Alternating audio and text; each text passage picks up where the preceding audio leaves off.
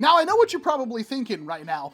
Welcome! It's the 8th day of the month of Tag Bag, the show where we take a look at a blaster from the past to see what it can offer us today in the present. And this time, you should probably show us something that's bad, that's awful, that's irredeemably terrible, and has basically no value to anyone whatsoever other than nostalgia. And honestly, that nostalgia is probably also just slathered in disappointment, because I don't see how you would have gotten this blaster as a child and actually liked it. Because when you see this beautiful slice of 90s cheese, you might notice something that's a little dishonest.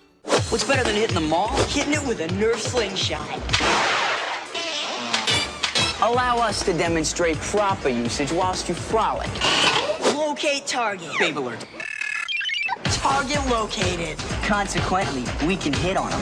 Long distance! You gotta love it. Like we love mines? Definitely. Not! The NERF Slingshot. Because it's NERF or nothing.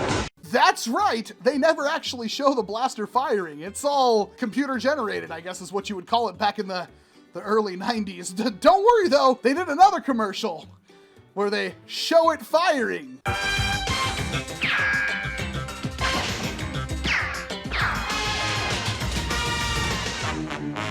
Go ahead, make my day. The NERF Slingshot, it's NERF or nothing. Knocking out 2 vintage commercials in one video because we're taking a look at the lovable, possibly the worst NERF blaster ever made. I mean, seriously, this 1992 NERF Slingshot.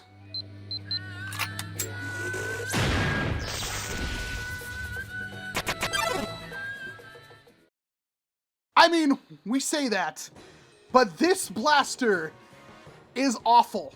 This is barely a blaster. If you couldn't tell by the way these commercials were done, it's a barely functional piece of plastic. There's a debate on when exactly this blaster hit shelves, whether it was 1991 or 1992 or 1994. The box art has told people that it came out in 1992 because that was the style of the packaging that year, and it's supposed to have stickers, but this one doesn't. In fact, you would barely know it's a NERF product without actually knowing it was a NERF product. Actually, for all I know, this is a knockoff, but I've had several of these. In fact, we'll take a look at a legit one later on, because you wouldn't believe what they brought back a decade later. All right, so it clearly uses the NERF ballistic ball, which, as you probably have seen through the Volzuka video that I did, I don't know if you noticed, this is the 8th day.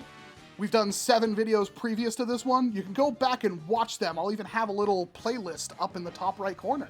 And essentially all you do is wedge them in the top of the blaster. That loads your beautiful slingshot. And why is it called a slingshot? Because this is the sling. It is a piece of bungee with some tubing on the side of it to, I assume, protect the bungee and protect your hands, with a little like rubber knocker that hits the ball, and the ball's held in there rather firmly, but it will knock the ball out and then obviously index the next ball down for a total capacity of 3. Super high capacity circa 1992. You can't really even pull it back that far, but it doesn't matter because bear witness to the sheer awesomeness that is the slingshot. God, it's even worse than I imagined. That one actually kind of went far.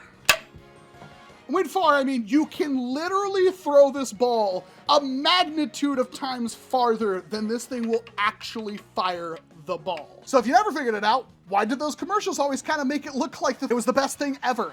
You could snipe people with it. You thought NERF had deceptive marketing. Now, back in the day, they held no prisoners. Now, it's not like this was a tremendously expensive thing, and it did technically function as a toy, and I assume a child back then could have fun with it, but they also released like the Blast-O-Matic and the Master Blaster and other things that fired foam balls that weren't all that expensive and fired way better. So this thing seems like a joke. But of course, that wasn't good enough, because in 2002 or 2003, they released the Atom Blaster line, which we've already covered a blaster a long time ago that is deceptively expensive from this line. However, they had other blasters. 2 of them were slingshots in the same exact style. Now this one I don't have a version of, unfortunately. I don't have it. But this one, that looks familiar, don't it? That's because it's The same blaster, but worse. Meet the Atomizer. It's the same thing as the 1992 Slingshot, with a different grip and different colors, and one less ball. For you see, it only holds 2.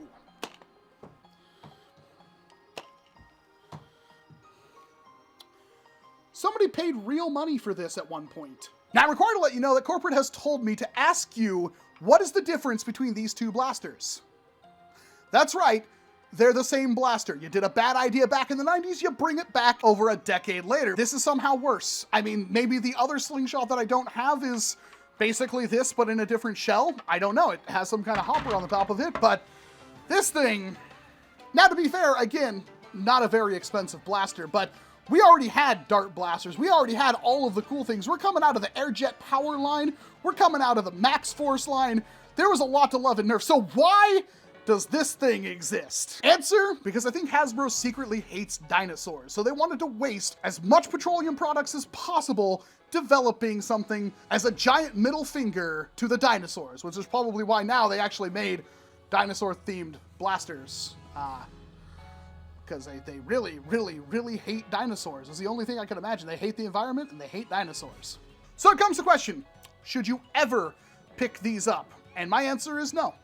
Even the vintage one, it's practically worthless. Nobody really wants them except for weird collectors like me. I would gladly take either of these in their packages and throw them up on the wall behind me. But no, they're absolutely awful. They're terrible, horrendous. I don't have a Sathoris, but just bad. And you should probably stay far, far away unless you desperately want to play with bad blasters, in which these are great. These are the best bad blasters that you can waste money on. And it goes to show just how much innovation Nerf can pump out within a decade. That's all I've got for you. I'm Walcom S7. Thank you very much for watching this video. Chances are if you got to the end, you like what I do here, so please hit like, ring the bell, leave a comment, subscribe, do all the stupid stuff for the algorithm to help the channel grow so you can help the hobby grow. And of course, I hope to see you in an entirely different video. Don't worry, the next one will be much better. The next one coming out tomorrow. Should you subscribe? Yeah, probably. You gotta